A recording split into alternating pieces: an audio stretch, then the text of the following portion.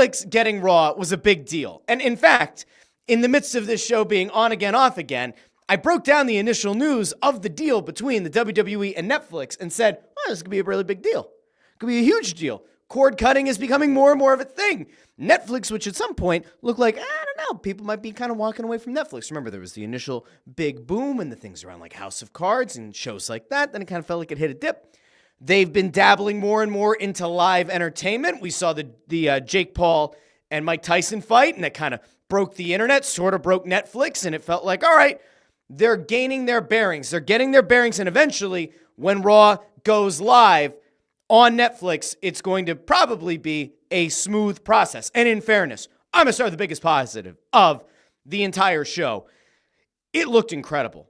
Now, granted, the week before, AEW Dynamite had the simulcast on Max, and I think anybody who watched Dynamite the first week that they did the simulcast, I compared YouTube TV and I compared Max, and I thought Max looked significantly better, crisper. I almost compared it to the way what it looks like to go from like regular HD to like lower level 4K, or to go from like not quite as drastic as standard def to high def, but like it felt like a significant improvement.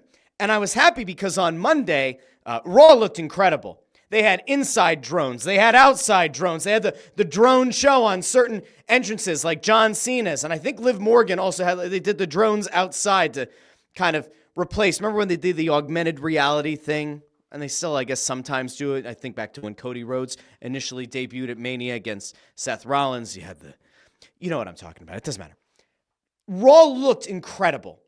And you got the cold open that had gone around social media.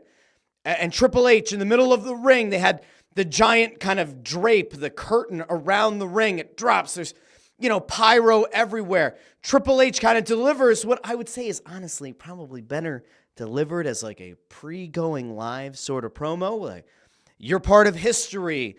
Let them hear you. Let them know your passion. Let them feel your passion around the world on Netflix. That to me is like more of a, kind of ready the troops beforehand. Maybe not. It didn't really hit the mark for me quite as much, but this is Paul Levesque putting his stamp. I mean, as if we didn't know that he's the man in charge. This really does put his stamp on it, and they're calling it the Netflix era, and good on them. And again, incredible looking show. The 360 setup they had, where there were still people sitting up behind. I know they've done this before, but the way that they were able to shoot it in the Intuit Dome, where it's the highest tech arena in the U.S. It's the one that Steve Ballmer put a ton of money in to make it the place to go in L.A., more so than the former Staples Center, Crypto.com Arena, or whatever the hell they call it now, right? So you have all that. The Intuit Dome looked incredible. The lighting was fantastic. The video quality was sensational. But the show itself, right? If you keep up with the WWE at all, and again, you're willing to be fair, right? Like, I have a very hard time. Anytime I watch any professional wrestling show, I have a hard time sitting back and saying 10 out of 10, all hits, no misses, nothing to be worked on. I think with virtually everything in life, there are always things that can be improved upon. And I felt like that with Raw. Because for as great as it looked, the substance of the show itself, was okay. Some of it was really good. Some was, Overall, 4 matches happened on the night. Okay? I think the women's match went maybe 15 minutes. Rhea Ripley wins the championship back. The Undertaker comes out. I go, why? They do the Brothers of Destruction pose. I'm like, all right, fine.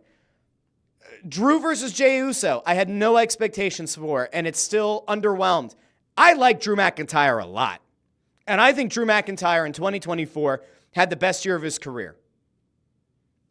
I think Jey Uso is a solid mid-card guy. I don't think main event Jey Uso is a thing. I don't see Jey Uso as being this like next level superstar in terms of at least like in the ring. His matches just don't do it for me. Now, has he gotten yeet over? Yes. Is Jey Uso one of the most popular superstars in the WWE? 100%. He's being featured on the Saturday night's main event promotional materials. So, like, they clearly believe that he could be that next level guy. I don't see it, but then again, they're not programming for me. They're programming for kids, and they're programming for the wider audience. And maybe people really believe that he could be that. I just don't see it. So that match underwhelmed, and I felt sad because I really like Drew McIntyre. And I felt like that wasn't the best match. But then we got to the main event, the one that I kind of really built up on the return episode of this, on episode 11 of It's Just Wrestling. And it was a good match between Seth Rollins and CM Punk, but it wasn't the match that I wanted. It wasn't a life-changing match. Now, I said to all of you a week ago, boy, they better not set this up to be a one-off. They better not set up CM Punk versus Seth Rollins to be a one and done. This needs to be a trilogy. I even explicitly said this cannot be a repeat of Eddie Kingston in AEW, where it felt like, oh, we're going to get a trilogy out of this. And instead it was really good face-to-face promo battle, rock solid match, and then it's done and never spoken of again. Now, I don't know what happened late in that match. It looked like there was a lot of talking between the ref and Punk and the ref and Rollins, and there were some questions, comments, and concerns about whether or not Rollins might have gotten concussed. Was Rollins really hurt? Did that screw up the finish of the match? Did that affect anything? I did think that there was a little bit of beautiful poetic justice in the way that they finished that match. The GTS, the bounce off the ropes, Punk is on his knees, Rollins gets draped across, and once again a GTS the same way that Punk versus Jon Moxley finished prior to Brawl Out, where he's wearing the white tights. You remember how that all went down. A lot of blood. So that's the second member of the Shield that Punk has beaten in that way. And if you haven't seen it already, I'm sure you can find it somewhere. But there's the side-by-side of the finish against Moxley and the finish against Rollins. And again, it's mirror image, and it's great. And I love that kind of parallel. And if and when Punk and Roman meet at Mania or wherever they end up facing off, because don't forget, Paul Heyman still owes a favor to CM Punk. If you get to a finish of a Punk and Roman match and we see the same, whoa, chef's kiss. Like, that's beautiful. That's cross-promotional, beautiful storytelling. That match was okay. That match was one of the ones where you walk away and you go, Punk is still really good, but he's physically not still a young guy. Like, some of the things that you see from this version of Punk, maybe he's not up to in the same way. And I still really enjoy CM Punk. Remember, I wasn't around watching wrestling when Punk was huge in WWE, nor did I see his work in Ring of Honor. So most of my appreciation for Punk came through his work in AEW. And there were times in AEW where I even felt like, oh, okay, like best in the world, I get it, okay. Still leaves a little bit to be desired because I'm used to seeing a different version of pro wrestling now. And I think that Rollins has had better matches against other competitors. And I think that Punk's match, the strap match against McIntyre, for example, was a better match. And I think that the Hell in a Cell match was a better match. But it doesn't mean that there was anything wrong with this match. It just kind of felt like after 3 hours of watching the show live, commercial breaks on Netflix, which I might never get used to, and watching a ton of just celebrities, watching a ton of appeals to the mass casual audience, I felt tired. I texted somebody who also works in Philly media, who is a big WWE fan and no longer really appreciates or likes AEW. He and I got into it a little bit, and I said, look, this was as it was happening, I was like, look, I have been looking so forward to seeing Rollins versus Punk. It's a Mania main event match, and we're getting it for free. They kind of get it for free anyway. Although then again, you are paying for streaming. It doesn't matter. You're getting that match on Monday Night Raw. But at that point, like before the match even started, I felt wiped out.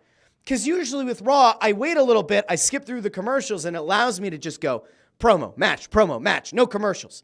And that night I was watching, and by the end of the 3 hours, I felt wiped. And it wasn't like an AEW, 5 or 6 hour pay-per-view kind of wiped. It was all right, like this is the fourth match and we're almost 3 hours in. And then it ends clean and there's no real setup for anything else. Like Punk mocks Rollins with the go to sleep.